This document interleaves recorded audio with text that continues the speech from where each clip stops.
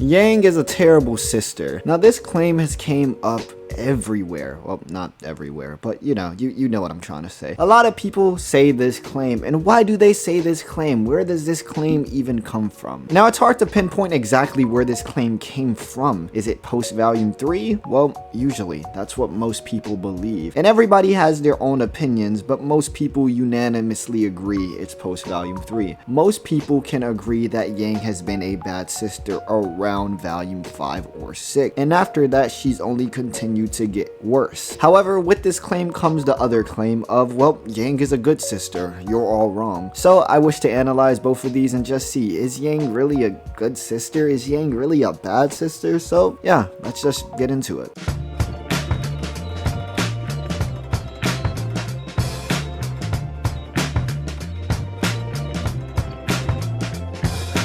So the claim Yang is a good sister usually comes from people who've watched volume 1 through 3. They see Yang's actions and they believe, wow, she's so wholesome, she's so caring. When RWBY's hurt, she goes in for a fight. When RWBY's feeling some sort of sad, she notices it. Yang has always seemed very concerned for RWBY. Yang has centered her story around RWBY. When she's talking to Blake about her story and it's about her mom, it's still about RWBY. A lot of the things she does in the story is about RWBY, whether it be comforting her in her own sort of way by telling her to express herself, or whether it be in a fight to assist her in any sort of way. Yang has always been there. So people who say Yang is a good sister, they usually point out all the moments where she's been good, where she's tried to comfort RWBY, where she's tried to look out for RWBY, where she's tried to help RWBY in a certain type of way, and that is amazing. That is perfectly fine. A big point I often see from people who say Yang is a good sister is that, well,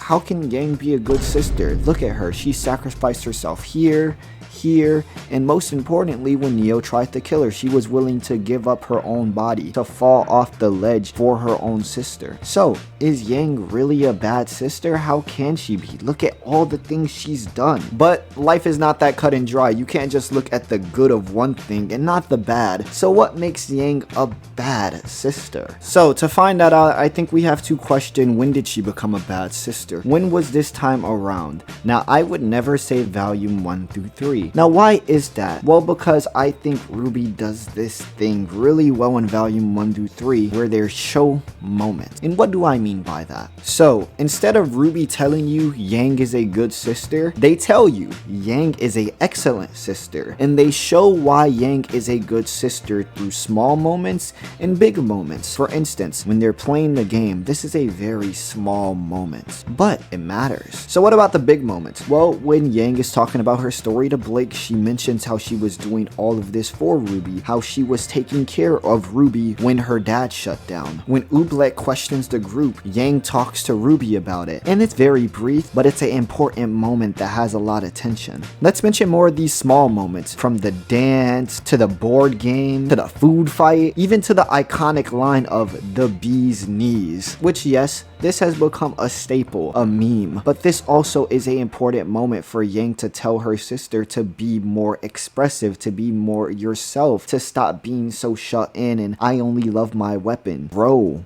have some people around you. Even the scene that's regarded as Bumblebee is very Yang and RWBY centered. Let's think about the sleepover for one moment. It's RWBY and Yang, and they both start out by talking about boys and just life. It's a very sisterly conversation, and you can understand the difference in their personalities. RWBY is worried about her graduating early. Yang is telling her practically not to worry and enjoy herself, to live in the moment, to be super carefree, and Yang is also, you know, enjoying the view of liking boys, while RWBY, on the other hand, isn't. Well, I wouldn't say she isn't, I just think she's more like, she doesn't care, because also her just dad wouldn't approve. So what about this Bumblebee moment? How does this feature RWBY and Yang? Well, it features a lot of moments, from a serious talk to them playfully play fighting, to throwing a fucking pillow at somebody. These are small moments that build character. These are small moments that show off the personality, and these moments here and there show the characters, it shows the bond between them, where they could get into these small little arguments that don't matter, but you can also understand the love, the care, the sisterly bond with it. And this is also just how having siblings feel. It feels natural, it feels progressive. You can understand the characters through their body language, through their expressions, or through just small bits of dialogue. So I think with volume 1 through 3, it is very easy to say Yang is a good sister. But how does this differ from something like post volume 3? Well, I think it's rather simple. So after Yang got her arm cut off, we didn't see Yang around RWBY for too much. And it's not like she didn't think of her sister. She did occasionally. And guess what? She lost her arm. She was more focused on losing her arm, PTSD, trauma. So is it really safe to think about RWBY at this moment? Oh, it's perfectly fine to care for yourself, and that's fine. And even when she got her new arm, she was focused on getting back to her team,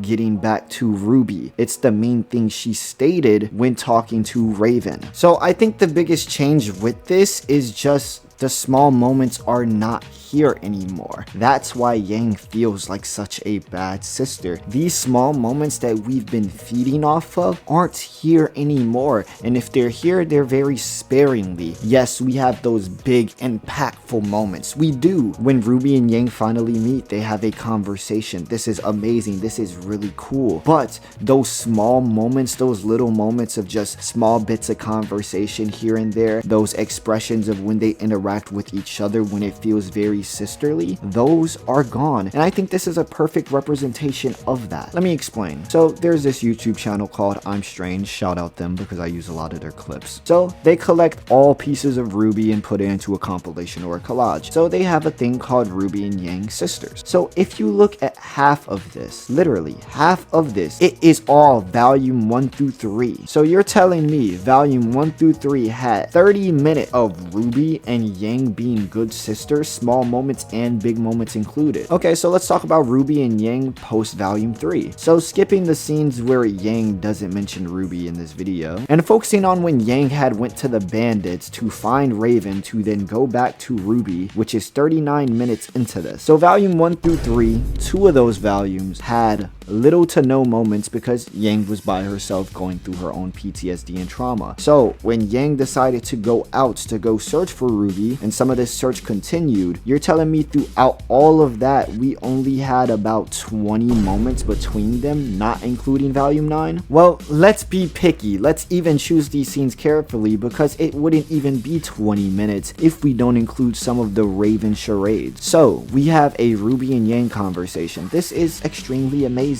It shows off exactly what you would want it to. It's a very big moment, and Weiss joins in. This is perfect. This is beautiful. This is what we've been wanting for so long. I know some people are going to mention it. What about the arm wrestle scene? What about this? Those featured Nora. Those did not feature too much of RWBY, so I'm not going to include them. So in this moment here, Yang is more focused on Blake rather than RWBY. And it's fine. It's Blake's moment. This is her return. This is also Yang's return. They also had a lot of beef to settle, a lot of beef to squash. So this perfectly fine. But this is not a RWBY and Yang moment. They are just in frame together, but that does not mean it is a moment between them. Same with when they were going to Atlas. This is not a RWBY and Yang moment because she just looks at RWBY, but it doesn't mean anything. And if you keep fast forwarding, the only other moments we have, because the other ones are just talking about plans to stop this, her plans for this, her plans for that, which has nothing to do with RWBY. This is just the overarching plot of the story, and it doesn't have much to do with RWBY. Obviously, RWBY is here to defeat the big bad, but this is a Ironwood plan. You're talking about Ironwood's plan, not RWBY, not your feelings towards your sister. And even the moment where we thought you were talking about your sister, you were actually thinking of Blake. So,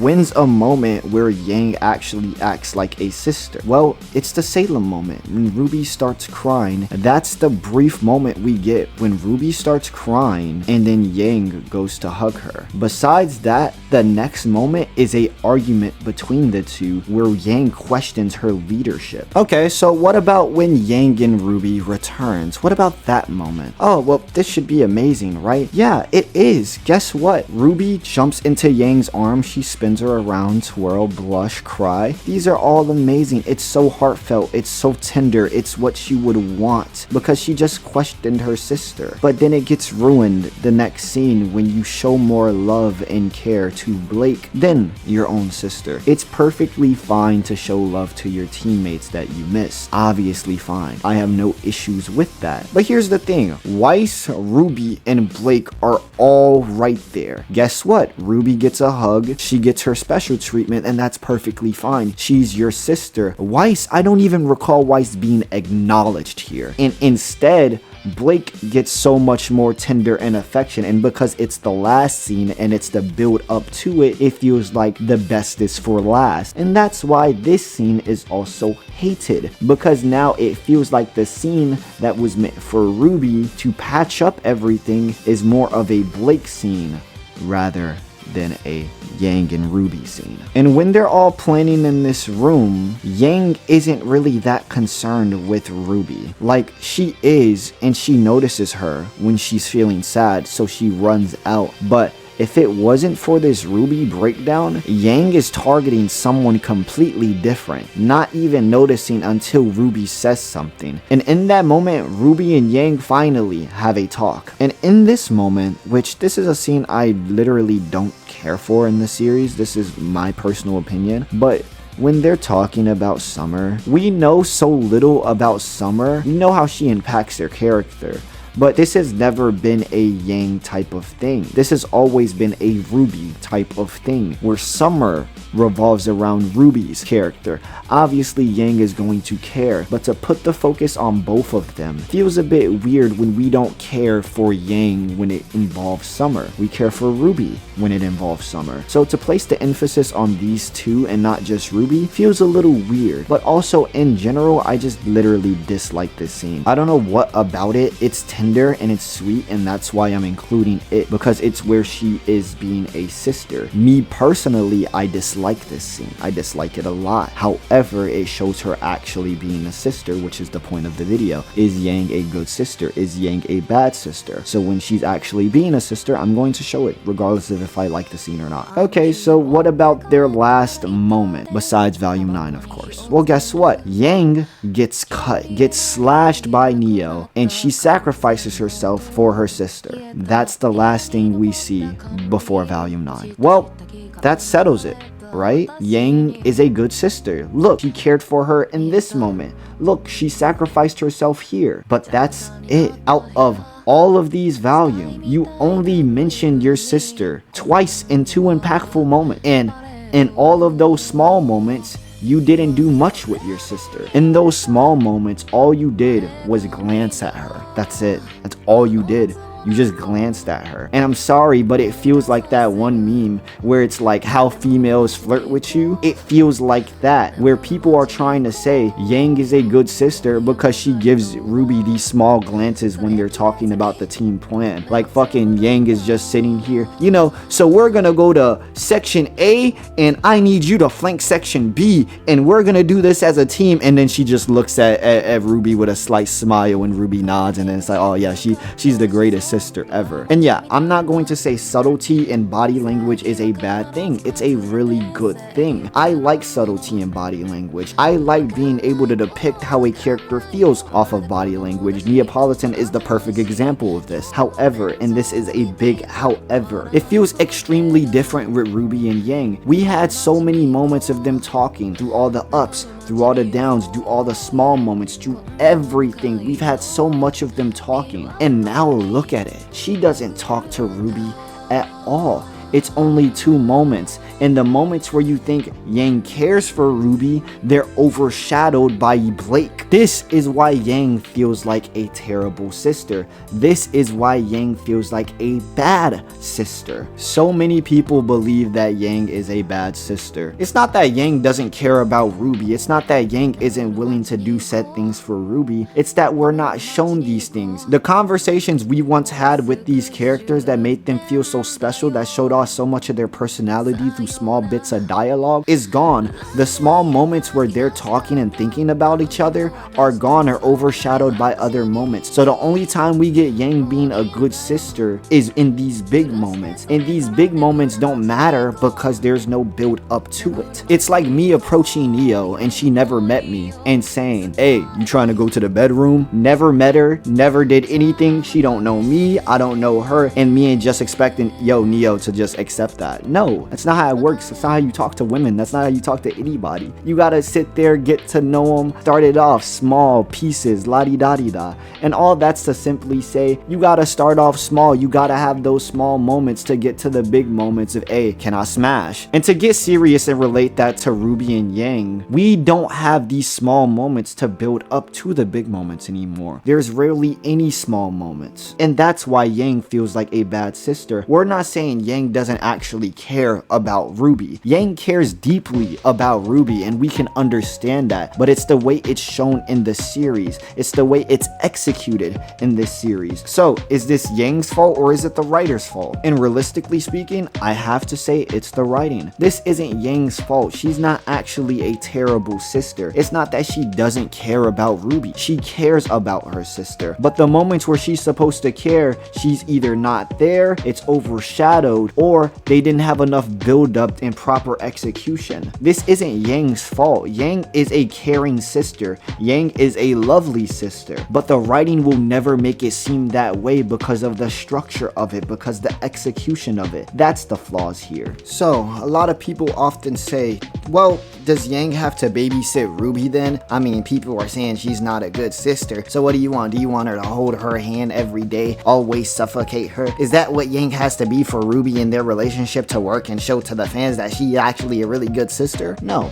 It does not have to be any of that. All it has to do is be good execution and shown just like how it was previously shown in volume 1 through 3. I heard a claim from someone I used to know, No Gaudier. They said Yang has always been a bad sister because Yang tried to abandon RWBY when they were picking teams. And I think this is a weird claim because, I mean, clearly tell it was played out for jokes. But even then, let's say Yang is a bad sister for this moment. Guess what? We have so many other moments that nullify this one thing right here to where Yang feels like a amazing sister, a aware sister, a overprotective sister, somebody who is really good in RWBY. But now we rarely have those moments, and if we do have those moments, there's no build up to those moments. For example, in volume 9 where RWBY finally meets Yang and Yang says you're not supposed to be here because Yang believes she's dead, RWBY and Yang have their moments, but it feels like a build up to Blake, who gets more attention, more affection, more care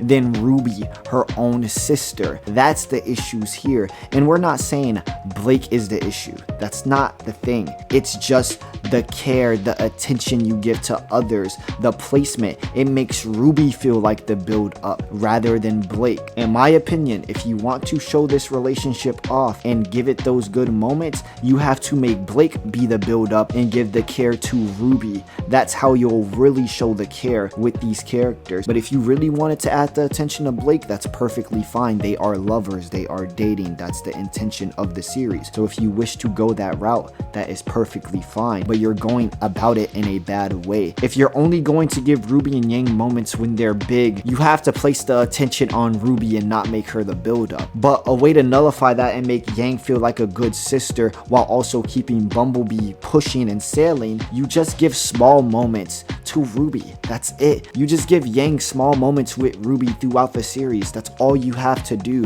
Whether it's a small conversation, whether it's a joke, don't just sit there and have these characters look at each other or have their only interactions be through fights. Have their interactions be outside of the action, outside of these things, not just a look, not just a glance. Have them talk like actual sisters. Hey, we haven't did this in a while. Hey, we haven't said this to each other in a while. Oh my god, that was so cool. Hey, can you show me some moves? Can we train here and there? Hey, I remember your favorite food used to be this. Remember when we used to cook this together, etc, etc. That's how you build those small moments. It doesn't have to be great. It doesn't have to be amazing. It doesn't have to take up most of the episode. All you have to do is give us small moments to make her feel like a sister. Whether she's a good sister or not, make her feel like she's at least trying, because that's the thing. Yang doesn't feel like she's trying. It feels like all of the attention goes somewhere else, and when you do try to make her a good sister, it ultimately isn't built up enough. And I think Volume 9 encapsulates that pretty well, because Yang doesn't notice RWBY's feelings at all or acknowledges them until she finally breaks. But Weiss, on the other hand, remember how I said subtlety matters? Weiss notices when RWBY's freaking out during the Red Prince episode. Weiss notices these things. She doesn't say anything, but she notices it, and that's something Yang doesn't even do. Yang doesn't even acknowledge it until it's too late, but Weiss, the person that's not her sister, the person that's not her blood, the person that hasn't been with RWBY as long as Yang has, notices it before her own sister. That's the issue. When RWBY finally breaks, Yang is finally there to say something, and guess what? She's there to protect Blake. She's not comforting RWBY. She's not trying to hear her out. She's not trying to do anything. She's being defensive for her lover, like RWBY would even do something, showing that you don't even understand your sister when she's that mad, when she's that emotionally just distraught. So even then, it's still a bad situation. When RWBY goes off to run away, Yang doesn't do any form of accountability. Weiss does. Weiss acknowledges that maybe she didn't feel like it, but Yang's the person that says, ugh, she should have told us it, if only she did, not recognizing that you're her sister. You're supposed to notice these signs. You're supposed to be the one aware,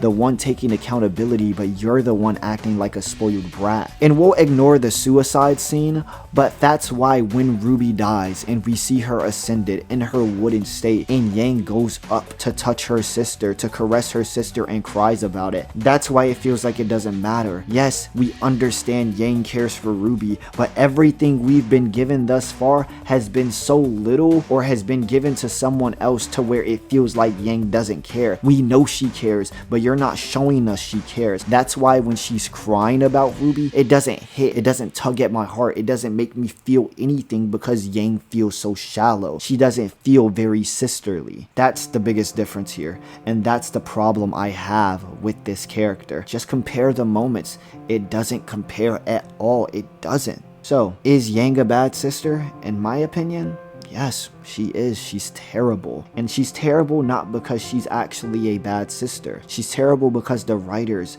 the execution, the structure of it all. That's the issue. With that being said, I love you guys. I'll see you guys in the next video. Go check out Neo Soul if you haven't. And yeah, peace.